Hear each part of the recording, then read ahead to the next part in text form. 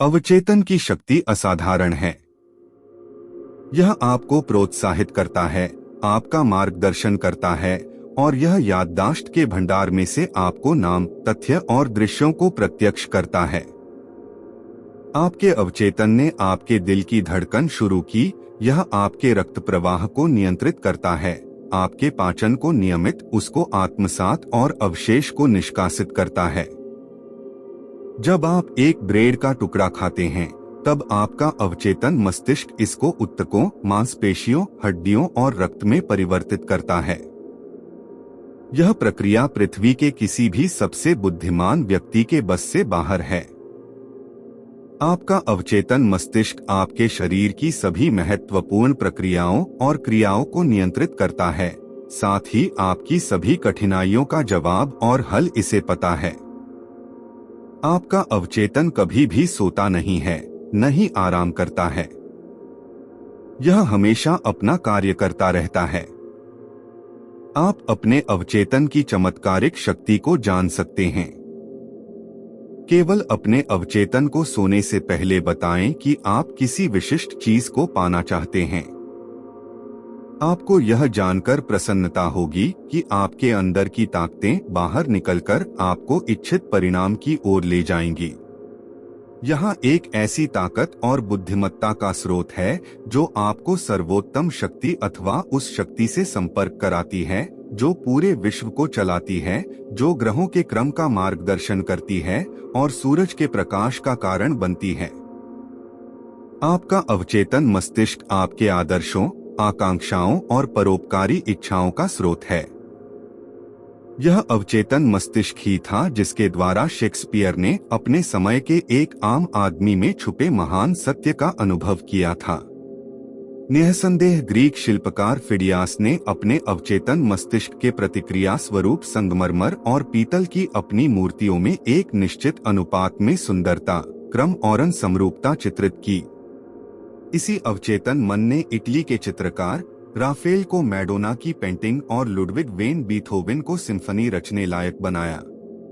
सन 1955 में मैंने भारत के ऋषिकेश शहर में योगा फॉरेस्ट विश्वविद्यालय में व्याख्यान दिया था। वहां मैंने बंबई के सर्जन से बातें की।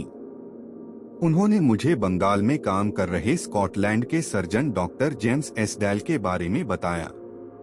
उन्होंने बेहोश करने वाली दवा ईथर अथवा इस तरह के किसी अन्य आधुनिक एनेस्थीसिया के उपायों की खोज से पूर्व बिना इनके उपयोग के सन 1843 से 1846 तक करीब 400 मुख्य ऑपरेशन किए, जिसमें अंगों को निकालने, ट्यूमर और कैंसर की वृद्धि को हटाने के साथ ही आँख, कान और गले के ऑपरेशन किए। इन सभी ऑपरेशनों को उन्होंने मन के द्वारा सम्मोहित कर एनेस्थीसिया दिया। इस भारतीय डॉक्टर ने मुझे बताया कि डॉक्टर एसडेल द्वारा किए गए ऑपरेशनों के बाद मरीजों की मृत्यु दर बहुत कम थी, अधिक से अधिक 2 या 3%। बिना किसी एनेस्थीसिया दिए जाने के बावजूद इन मरीजों को किसी दर्द की अनुभूति नहीं हुई और न ही ऑपरेशन के दौरान किसी की मृत्यु हुई। डॉक्टर एसडेल ने सम्मोहन की स्थिति में अपने सभी मरीजों के अवचेतन मस्तिष्क को सुझाव दिया कि ऑपरेशन के दौरान कोई संक्रमण अथवा जहर फैलने जैसी स्थिति नहीं होगी। आपको याद होना चाहिए कि यह घटना लुइस पाश्चर, जोसेफ लिस्टर और अन्य वैज्ञानिकों से पहले की थी, जिन्होंने बीमारी की वजह बैक्टीरिया को और संक्रमण की वजह उपकरणों का साफ न होना और वायरस बताया था। भारतीय सर्जन ने कहा कि कम मृत्यु दर और सामान्य संक्रमण के न होने की वजह डॉक्टर एसडेल द्वारा अपने सम्मोहित मरीजों के अवचेतन मस्तिष्क को सुझाव देना था। मरीजों ने सुझावों की प्रकृति के अनुरूप प्रतिक्रिया दी। यह बड़े अचरज का विषय है कि 120 वर्ष पूर्व कैसे एक सर्जन ने अवचेतन मस्तिष्क की चमत्कारिक जादुई कार्यशक्ति को खोज लिया था। जब आप रुककर अपने अवचेतन मस्तिष्क की अति उत्तम शक्ति के बारे में सोचते हैं, तो क्या आप इस गूढ़ रहस्य से विस्मित नहीं हो जाते? इसकी अति संवेदनशील अनुभूति जैसे दिव्य स्रोत, समय और स्थान से मुक्ति, सभी प्रकार के दर्द और पीड़ा से मुक्ति, आपके किसी भी प्रकार की और कैसी भी कठिनाइयों को दूर करने की क्षमता के बारे में सोच। यह सब कई और अन्य अनुभव आपको दिखाते हैं कि आपके अंदर एक शक्ति और ज्ञान है जो आपके ज्ञान को दूर तक ले जाते हैं, जिससे आप इसके चमत्कार पर अचंभित होते हैं। ये अनुभव आपको आनंद देते हैं और आपके अवचेतन मस्तिष्क की अपनी चमत्कारिक कार्यशक्ति पर विश्वास बढ़ाते हैं। आपका अवचेतन आपके जीवन की पुस्तक है। जिस प्रकार के विचार, विश्वास, मत, सिद्धांत अथवा नीति आप अपने अवचेतन पर लिखते, गढ़ते या निशान बनाते हैं, आपको उनका अनुभव एक परिस्थिति, वातावरण और घटनाओं जैसी लक्षित अभिव्यक्ति के रूप में होता है। जो कुछ भी आप अंदर लिखते हैं, उसका अनुभव आपको बाहर होता है। आपके जीवन के दो पहलू हैं, वस्तुनिष्ठ और व्यक्तिनिष्ठ, दृश्य और अदृश्य, विचार और इसकी अभिव्यक्ति। आपका दिमाग आपके विचार को ग्रहण करता है, जो आपके चेतन प्रतिक्रिया वाले मस्तिष्क का अंग है। जब आपका चेतन अथवा लक्ष्य मस्तिष्क विचार को पूर्ण रूप से स्वीकार करता है, तो इसे स्नायुगुच्छ, जिसे आपके मस्तिष्क का दिमाग भी कहते हैं, को भेजा जाता है, जहां पर यह मांस बन जाता है और आपके अनुभव से अभिव्यक्त होता है। जैसा कि पहले रेखांकित किया गया था कि आपका अवचेतन विवाद नहीं कर सकता है। यह केवल वही करता है जो आप इसके ऊपर लिखते हैं। यह आपके निर्णय या आपके चेतन मस्तिष्क के निष्कर्ष को अंतिम समझता है। इसी कारण आप हमेशा जीवन की पुस्तक पर लिखते रहते हैं, क्योंकि आपकी सोच आपके अनुभव हैं। अमेरिका के निबंधकार रॉल्फ वाल्डो इमर्सन ने कहा था, मनुष्य वही है जो वह दिन भर सोचता रहता है। जो कुछ अवचेतन में छापा जाता है, वही अभिव्यक्त होता है। अमेरिकी मनोविज्ञान के जनक विलियम जेम्स ने कहा था कि दुनिया को हिलाने की शक्ति आपके अवचेतन मस्तिष्क में है। आपके अवचेतन मस्तिष्क के पास अनंत बुद्धिमत्ता और असीमित ज्ञान है।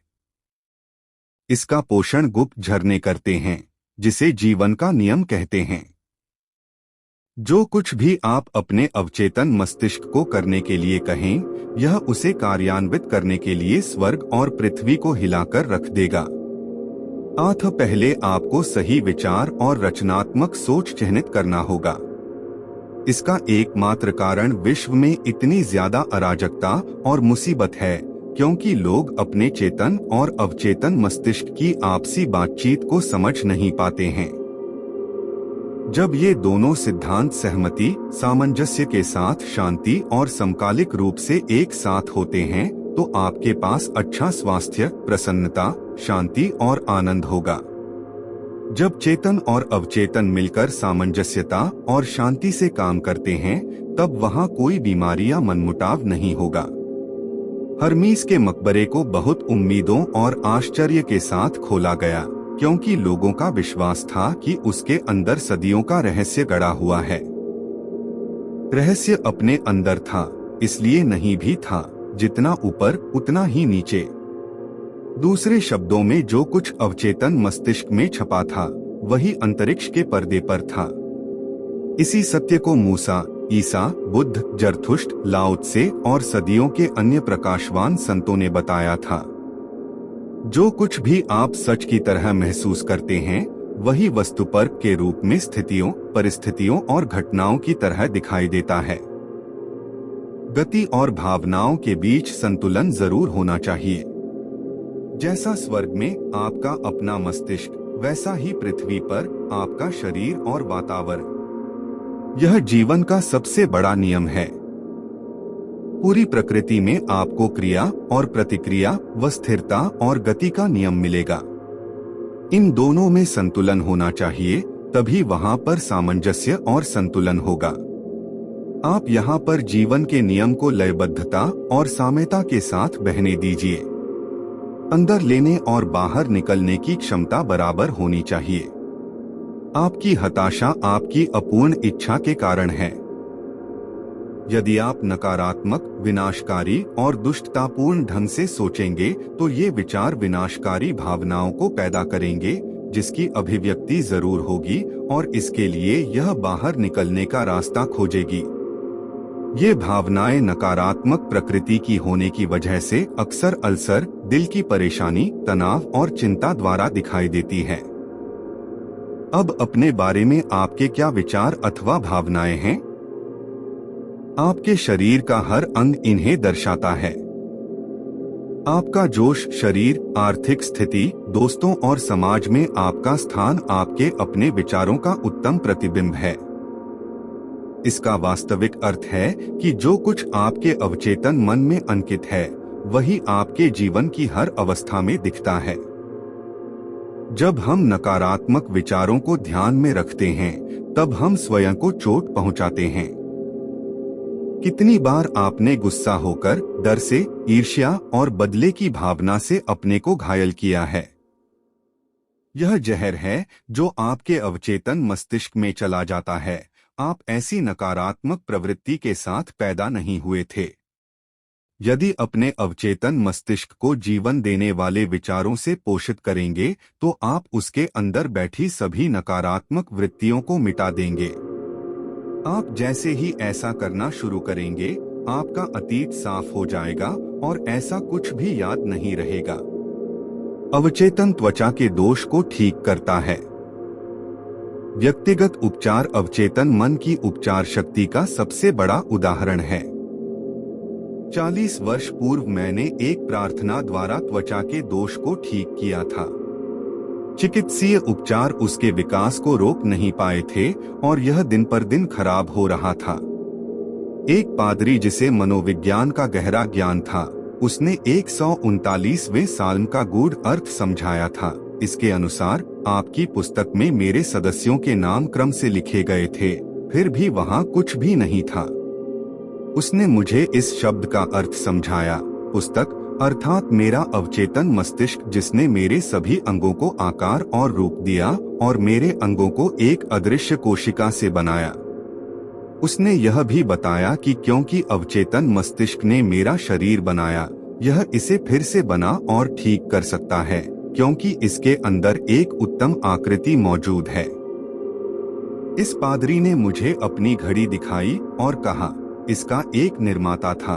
उसे घड़ी बनाने से पहले घड़ी का विचार आया और यह भी कि यदि घड़ी खराब हो जाए तो उसे ठीक कर सकता है। मेरे दोस्त ने याद दिलाया कि अवचेतन ज्ञान जिसने मेरे शरीर को बनाया, वह घड़ी बनाने वाले जैसा था और इसे भी भली भांति पता था कि मेरे शरीर को कैसे ठीक करना है और इसके जरूरी कार्यों और प्रक्रियाओं को कैसे नियंत्रित करना है। लेकिन इसके लिए मुझे इसे उत्तम स्वास्थ्य का विचार देना होगा। यह एक कारण की तरह कार्य करेगा और उसका असर उपचार होगा। मैंने इस तरह बहुत सरल भाषा में प्रार्थना की, मेरा शरीर और इसके सभी अंगों की मेरे अवचेतन मस्तिष्क के अनंत ज्ञान ने रचना की। यह जानता है कि मुझे कैसे स्वस्थ करना है। इसके ज्ञान ने मेरे सभी अंगों, ऊतकों, मांसपेशियों और हड्डियों को आकार दिया। मेरे अंदर उपस्थित यह अनंत उपचार शक्ति अब मेरे हर परमाणु को बदल रही है और अब इसने मुझे पूर्ण और उत्तम बना दिया है। मेरे अंदर जो उपचार हो रहा है, उसका मैं आभारी हूँ। मेरे अंदर रचनात्मक ज्ञान का कार्य उत्तम है। मैंने जोर जोर से करीब 5 मिनट तक उपर्युक्त प्रार्थना दिन में 2-3 बार की। 3 महीने के अंदर मेरी त्वचा पूरी और उत्तम स्थिति में थी। जैसा कि आप देख सकते हैं, मैंने केवल संपूर्णता, सुंदरता और उत्तम प्रकार का जीवन देने वाला विचार अपने अवचेतन मन को दिया था। इस प्रकार विचारों की नकारात्मक आकृतियां और आकार जो मेरे अवचेतन मस्तिष्क में थे और मेरी सभी परेशानियों का कारण भी थे, उन्हें नष्ट कर दिया। जब आपके मस्तिष्क में मानसिक सामंजस्यता है, तब आपके शरीर में कुछ भी नहीं होता और जैसे ही आप अपना मन बदलते हैं और इसे एक के बाद एक विचार देते हैं, आप अपना शरीर बदल देते हैं। उपचार का यही आधार है। आपके कार्य अद्भुत हैं और मेरी आत्मा, अवचेतन मस्तिष्क, सच को जानती है।